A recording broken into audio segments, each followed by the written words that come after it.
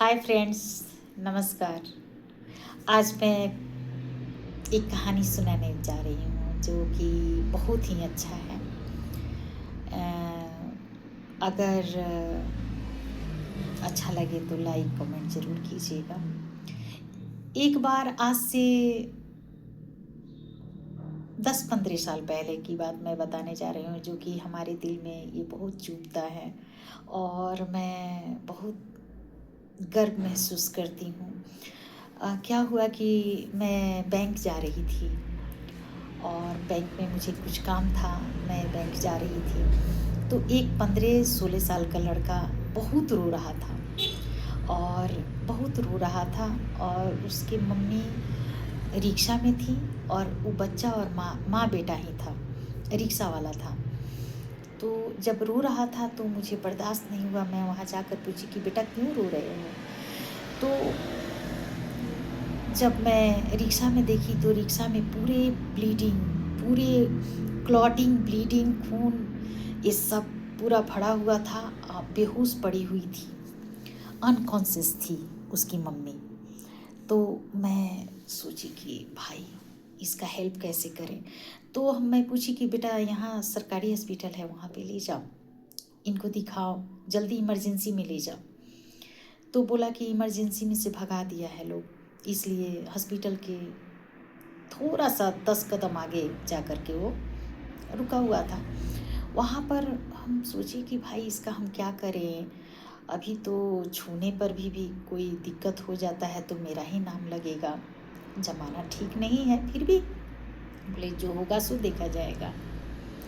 और वहाँ पे मैं तुरंत, वहाँ मेडिसिन शॉप था जो कि बैंक के पास, और वहाँ से मैं मेडिसिन ले करके, और सभी लोग जानते हैं मेथार्जिन, तो 2 एम्पूल ले करके और मैं 2 ml इंजेक्शन लगा दी और मैं बैंक चली गई। मैं बोली कि रिक्शा यहीं रुकना, रिक्शा वाला को पैसा देने के लिए, उस बच्चा के लिए पैसा नहीं था बच्चा के पास, और गवर्नमेंट हॉस्पिटल से उसको पटना रेफ़र कर दिया गया था। लेकिन मैं सोची कि जो होगा सो देखा जाएगा, लेकिन इनको बचाना बहुत ज़रूरी है क्योंकि ये 15-16 साल का बच्चा रो रहा है, कल हमारे बच्चा को भी कोई सहारा बनेगा। तो मैं बैंक गई और बैंक से बोली कि मेरा आधा घंटा का काम था और क्लॉटिंग तो पूरा जा रहा था, तो आधा घंटा का काम था। मैं लड़का से बोली और रिक्शा वाला से कुछ पैसा रिक्शा वाला को दे दी और बोली कि भाई यहीं पे रुके रहना, और लड़का से बोली कि यहीं पे रुके रहना, अपने माँ का जो भी जूस जो भी ला करके दो, लेकिन यहीं पे रुके रहना। मैं आधा घंटा पौन घंटा के अंदर मैं बैंक से निकली और उसको देखी।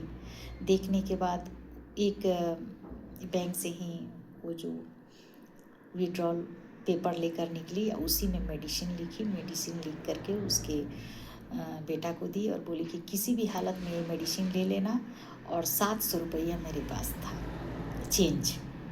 तो 700 रुपया हम उनको दे दिए और बोले कि बाबू इससे मेडिसिन ले लेना, अपने घर चले जाना। वो लड़का जलालपुर का था, अपने माँ को लेकर के चला गया होगा। लेकिन माँ जब हम आए तो बहुत धन्यवाद दी। लड़का भी हमको पकड़ के रोने लगा और बोला, हम बोले कि ये जो मेडिसिन है ज़रूर दे देना और अपने माँ का सेवा करना बेटा, माँ ही सब कुछ है, माँ से बड़ा दुनिया में कुछ नहीं है। माँ है तो सब कुछ है, माँ नहीं है तो कुछ भी नहीं है। जब आदमी ओल्ड एज में भी जाता है तो माँ को ही याद करता है। माँ जैसा कोई नहीं होता है, ना माँ जैसा सेवा कोई करता है, ना माँ जैसा सोचता है, ना माँ जैसा। माँ हर हाल में माँ ही सबसे ईमानदार होती है और कोई नहीं होता है, मतलब मेरे ख्याल से।